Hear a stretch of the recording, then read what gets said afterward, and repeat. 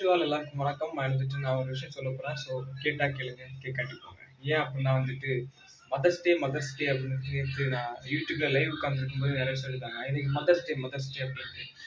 ஒண்ணே ஒண்ணு சொல்றேன். என்ன அப்டின்னா, மதர்ஸ் டேக்கு மட்டும் தான் அம்மாக்கு காசு குடுக்கணும். மதர்ஸ் டேக்கு மட்டும் தான் அம்மாக்கு கிஃப்ட் குடுக்கணும். மதர்ஸ் டேக்கு மட்டும் தான் நம்ம அம்மாக்கு ஏதாவது வாங்கி குடுக்கணும். அப்படிலாம் ஒண்ணுமே கிடையாது. ஸோ மதர்ஸ் டே அப்படிங்கிறது எப்பவும் ஒரு வருஷத்துல ஒரு தீபாவளி, பொங்கல் வர மாரி வந்துட்டு போக தான் செய்யும். ஆனா, அதெல்லாம் சம்திங் ஸ்பெஷலா இருக்குமே தவிர, இந்த மதர்ஸ் டே அப்படிங்கிறது ஸ்பெஷலான்னு கேட்டா எனக்கு தெரியல. ஏன்னா, அம்மா என்னைக்குமே உழைச்சிட்டு இருக்காங்க. ஆனா, அந்த ஒரு நாள், வருஷத்துல அந்த ஒரு நாள் மட்டும் தான் நீங்க ரெஸ்ட் எடுங்க அம்மான்னு சொல்லுவீங்களா? ஸோ அது எனக்கு தெரியல.